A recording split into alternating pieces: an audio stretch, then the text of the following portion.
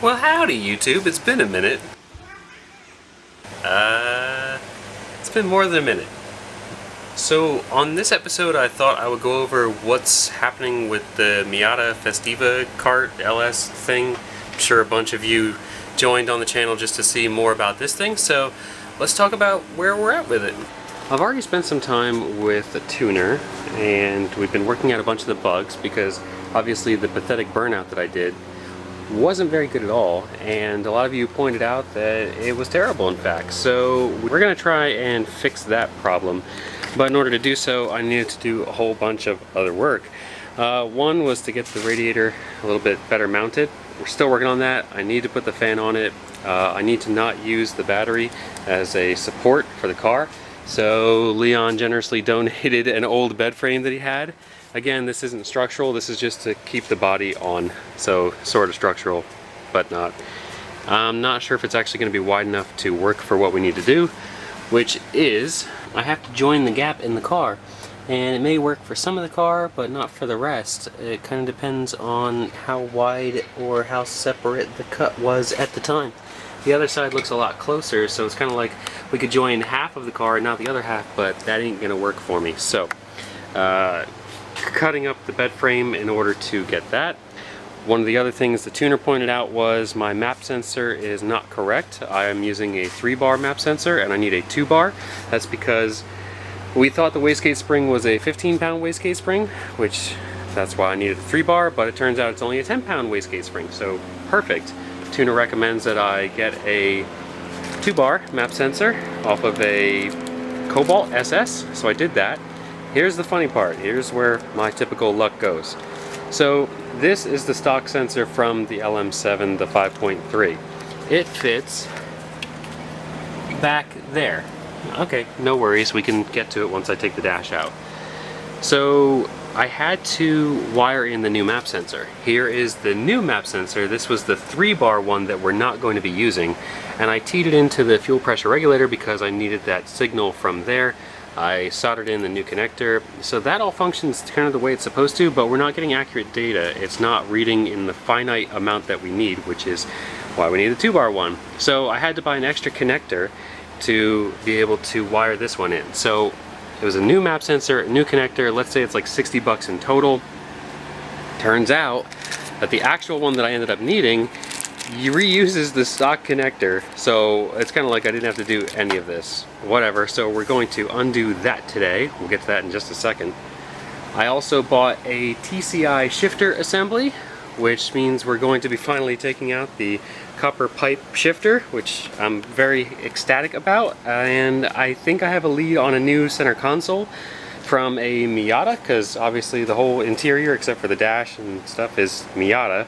So it'd be nice to put that in the stock location. I also have an AEM wideband sensor that we need to wire in.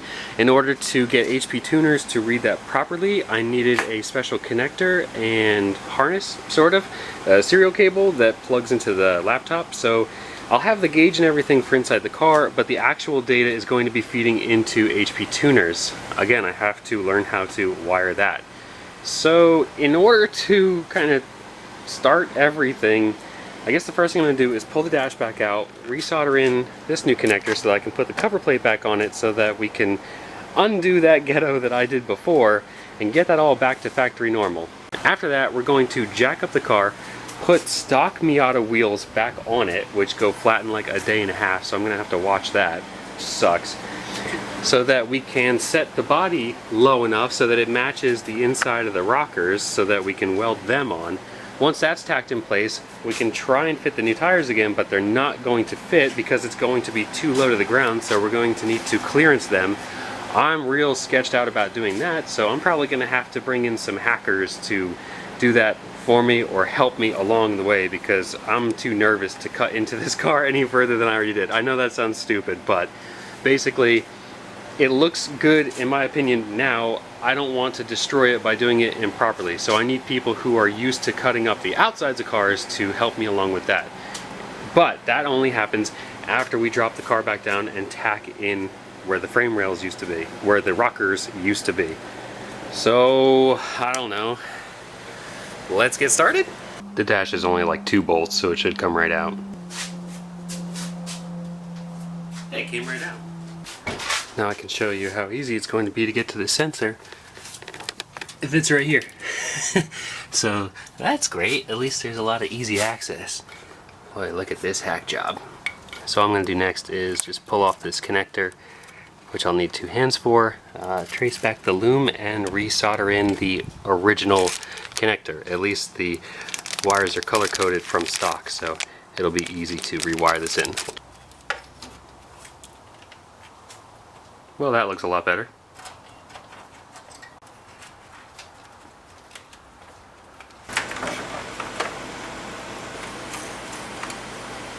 Here's the 3-bar map sensor connector I just clipped out, and here's the one I got solder in. Lucky for me, I left just barely enough leads to get some solder onto. Well, I didn't have any electrical tape, so duct tape will have to do.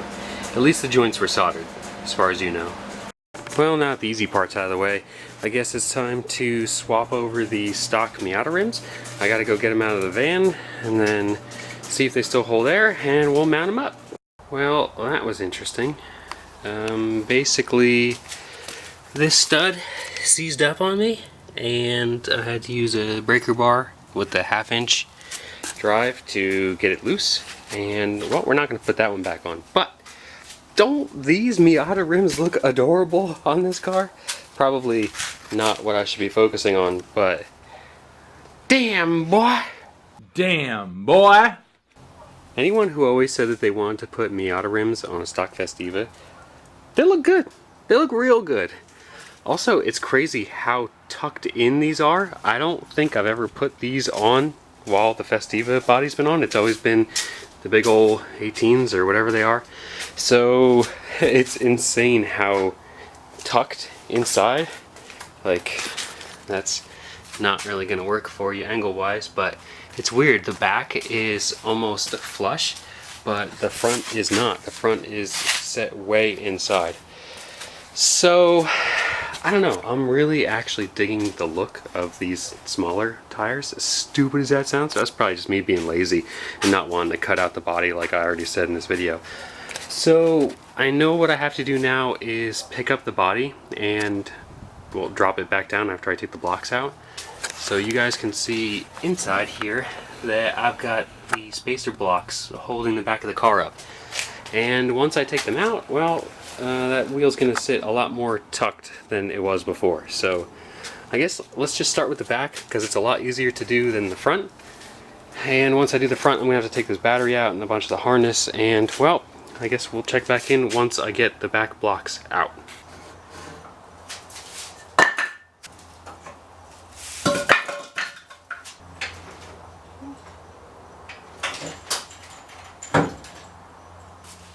Something like that.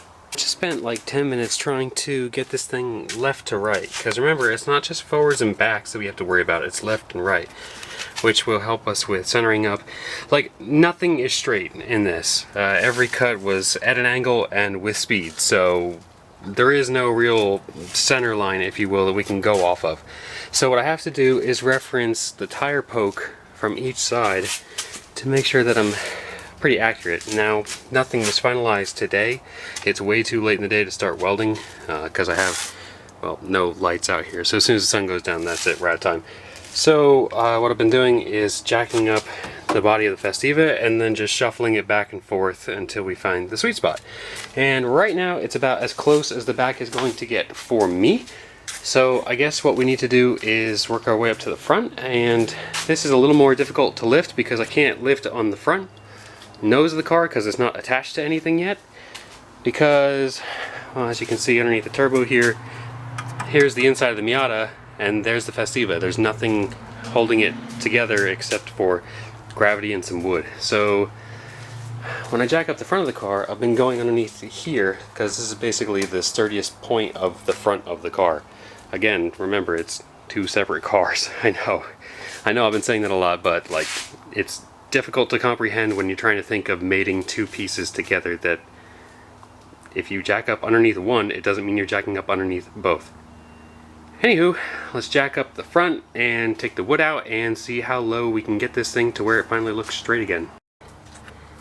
It should also be noted that the reason I can't run stock Miata tires is because my oil pan is against the ground. So I'm trying to think of a way to solve that problem. Maybe there is something called the Paco suspension lift for the Miata group, and that might be the solution to all of my problems, which would get the gap away from the body, which would get the clearance for the oil pan, but the kit's a couple $100, and I don't know if I want to spend that kind of money on this thing anymore. Like, I know it's a budget build, and I've been rambling on in this episode.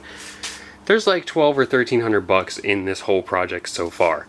Like, the thing has no value to me because it is valueless. Like, I don't want to get rid of it, so I don't want to sell the thing because it's such a passion of love to build this stupid piece of crap. But I don't want to keep just force feeding it money. Like, I think it's really cool. It's a one-of-a-kind project, but I have a family to support, and I have other projects I want to work on. I don't want to just keep dumping money into this thing just so that I can go rip it around the block and do some donuts. So if anybody has another idea other than bigger tires to get the thing off the ground further, or that Paco suspension lift, I guess we could make spacer blocks and tuck them in there. I think that's kind of what the Paco suspension lift does. I'll talk to Leon about it. Maybe we can fabricate something. But it has to keep staying cheap. Man, what's this? Cat prints? Jeez. Alright, sorry. Back to the task at hand. We're going to try and lower the front of the car and see if we can get the rocker panels to match up. As you can see in the back, we're definitely getting real close. I actually might need to space up the back once we lower the front. Huge gap in the front because we haven't lowered it yet. Almost no gap in the back, so we're getting real close. Things normal people don't have to worry about when lowering their cars is that the wiper stalk is going to interfere with the top of your motor because you cut out the whole firewall. Yeah, so we got to get those out. Looks like if I just take off these big old nuts, the whole thing should just drop out. We'll see.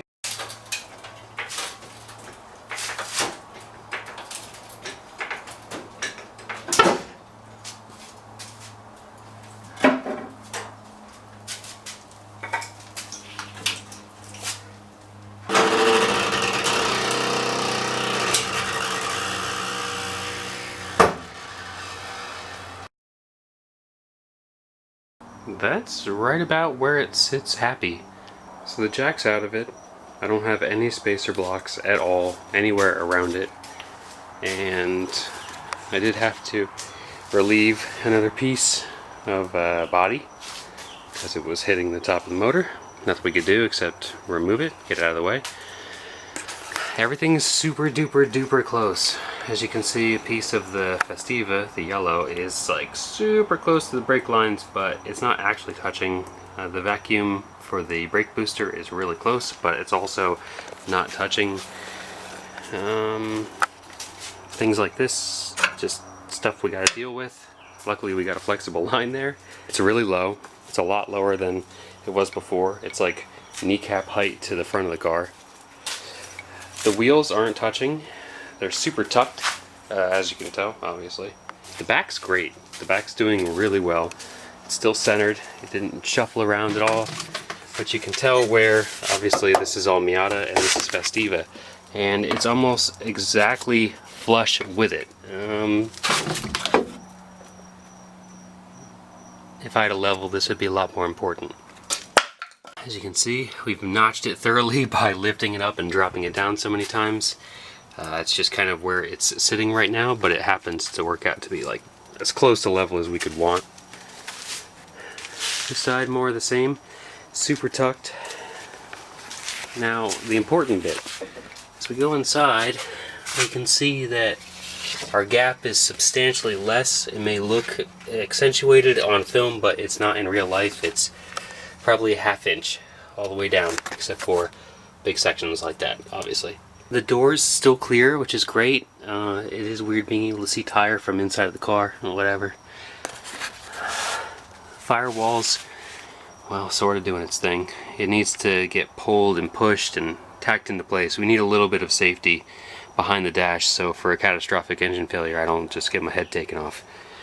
We also need to mount the steering column up a lot higher. It's nowhere near where it's supposed to be. The seats are actually pretty close to where they're going to be in the car.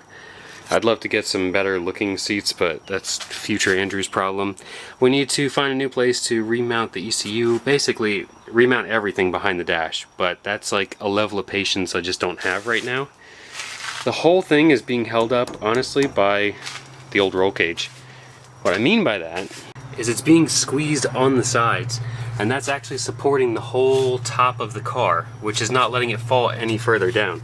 Now, it can't fall any further in the back, but it could definitely fall further in the front, and I'm glad it's not, because otherwise we'd be pinching all of our wires and stuff clean off. But I think that's where we're going to end today. I think in the next episode, maybe I can bribe Leon with some Alfredo and shrimp. We'll take these bed frames apart, clean them up a bit, and tack them in place along the inside of the rockers. Once that's in, this is kind of permanent. There's not really going back from that point. But once that's done, it means we can move forward with the project.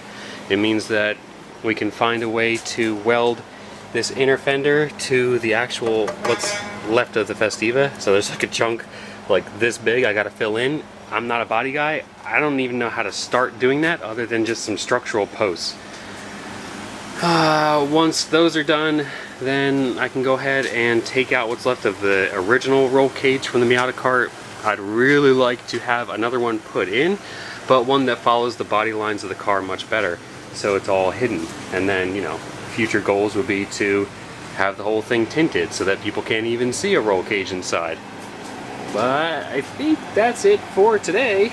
Sorry if this isn't some major breakthrough for the project. It's a lot more than I've done recently. I've been really sick for a long time.